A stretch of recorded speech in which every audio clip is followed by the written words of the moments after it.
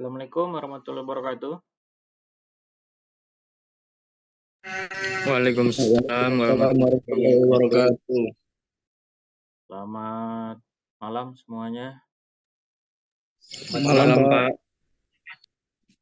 Baik, ini kita masuk ke materi yang keempat ya. PowerPoint-nya bisa terbaca. Bisa, Pak. Bisa, Pak. Baik, untuk mata kuliah rangkaian listrik DC ya. Jadi kita yang pertemuan keempat ini pembahasannya tentang transformasi bintang dan segitiga ataupun dengan sebaliknya ya.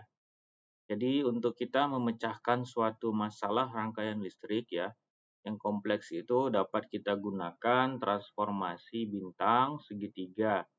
Ya, ini dia transformasi bintang, ini transformasi segitiga ya.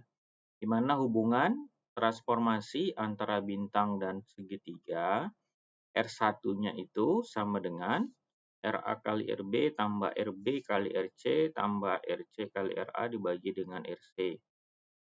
Ya, di mana RA, RB, RC ini tahanan pada hubungan bintang, sedangkan R1, R2, R3 pada hubungan segitiga. Ini di segitiga, ini dia bintang. Nah, untuk mencari R2-nya, RA-nya dikali RB tambah RB dikali RC tambah RC kali RA dibagi RA. R3-nya RA dikali RB tambah RB kali RC tambah RC kali RA dibagi dengan RB ya. Nah, untuk gambar hubungan transformasi segitiga dan bintang ya. Ini segitiga, kemudian ini bintang, di mana hubungan transformasi segitiga dan bintang, R1-nya sama itu dengan RA dikali RC dibagi RA tambah RB tambah RC. Kemudian R2-nya sama dengan RA kali RB dibagi RA tambah RB tambah RC. R3-nya sama dengan RB kali RC dibagi dengan RA tambah RB tambah RC ya. Kemudian kita masuk tadi transformasi bintang segitiga, segitiga bintang, kemudian kita masuk ke teori Thevenin ya. Di mana teori Thevenin di sini besarnya tegangan itu sama dengan tegangan rangkaian terbuka. Dan resistor Thevenin itu sama dengan resistor yang terukur pada suatu rangkaian. Mana sumber tegangan itu terhubung dengan singkat. Ya, ini kita dapat lihat gambar dari rangkaian ekuivalen Thevenin. Ini rangkaian aktif linier ya, di mana pengertiannya tegangan Thevenin itu sama dengan tegangan pada A dan B dalam keadaan tanpa beban. Sedangkan tahanan Thevenin RTH itu adalah resistansi pada A, B dilihat ke arah mana rangkaian dengan sumber yang diganti dengan tahanan dalamnya ya. Nah, ini ada langkah-langkah ya yang perlu kita lakukan untuk kita menyelesaikan suatu rangkaian dengan menggunakan teori Thevenin. Yang pertama kali kita lakukan adalah menentukan tegangan Thevenin-nya. Kemudian beban RL-nya harus kita lepas dari rangkaian ya, sehingga terminal A dan B itu menjadi terbuka. Ini contohnya ya.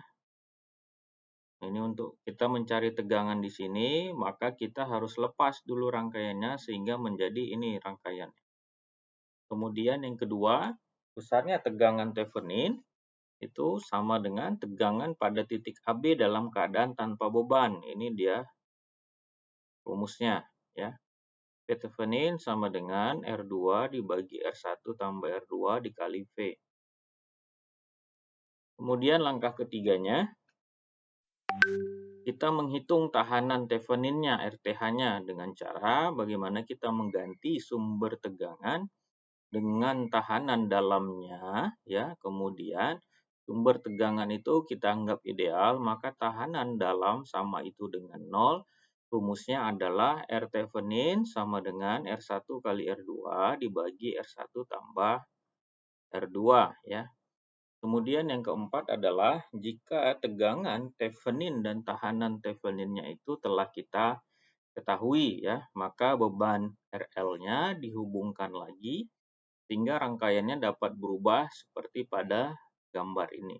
Sehingga arus yang mengalir pada tahanan RL ini adalah IRL sama dengan V Thevenin dibagi RL tambah RTH. RTH ini R Theveninnya. Kemudian kita masuk kepada teori Norton ya. Nah, teori Norton di sini besarnya sumber arus itu sama dengan arus rangkaian yang hubung singkat. Nah, sedangkan resistor Norton itu sama dengan resistor yang terukur pada rangkaian ya, di mana semua sumber tegangan yang ada itu pada rangkaiannya dihubung singkat. Nah, pada rangkaian aktif ya, bersifat linier itu dengan dua kutub dapat digantikan dengan sumber IN-nya yang terhubung paralel dengan resistor. Ya, ini dia rangkaian ekuivalen dari sisi Norton, di mana IN adalah arus yang melalui AB dalam keadaan hubung singkat, sedangkan RN adalah resistansi pada AB dilihat ke arah rangkaian ya. Kemudian langkah-langkah yang kita perlukan untuk menyelesaikan suatu rangkaian ya menggunakan teori Norton. Pertama, bagaimana untuk menentukan arus Nortonnya, beban RL-nya itu harus kita lepas ya dari rangkaian. Kemudian titik AB-nya itu kita hubung singkat seperti pada gambar ini. Nah, kemudian yang kedua, besarnya arus Norton itu merupakan tegangan pada sumbernya dibagi dengan resistansi R1-nya ya, sehingga dapat kita tulis rumusnya IN-nya sama dengan V dibagi R1 ya. Nah, ketiga, menghitung tahanan Norton itu dengan cara mengganti sumber tegangan dengan tahanan dalamnya.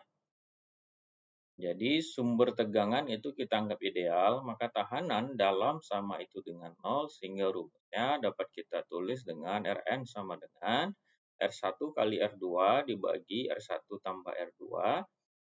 Nah, sedangkan yang terakhir keempat langkahnya adalah beban RL-nya kita hubungkan lagi sehingga rangkaiannya dapat berubah ya, contoh seperti pada gambar ini.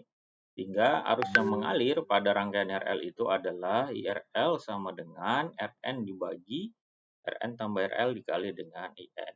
Jadi demikian untuk materi teori Norton, teori Thevenin, transformasi segitiga bintang, bintang segitiga, ya.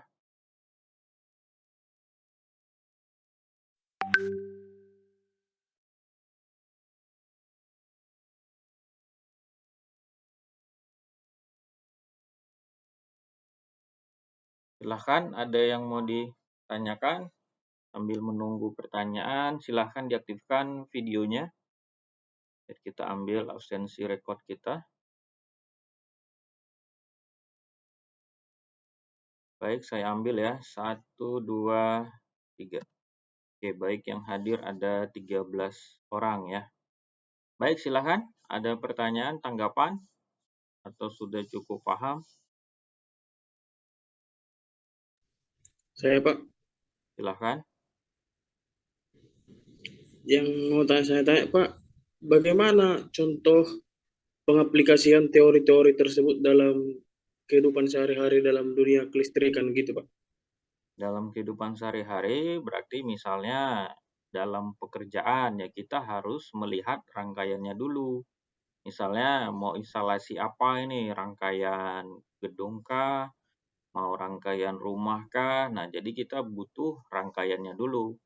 Jadi untuk kehidupan sehari-hari dari sisi teori tadi itu adalah dasar bagaimana kita menghitung sumber arusnya berapa sih yang masuk yang mengaliri dalam suatu gedung gitu. Tentu kita harus ada gambar rangkaiannya dulu. Nah, tadi itu kan dasar sudah ada rumus, sudah ada perhitungan. Nah, tinggal kita merangkai, diketahuilah sumber-sumbernya berapa, tinggal kita hitung. Jadi arus yang masuk dalam suatu rangkaian atau dalam suatu instalasi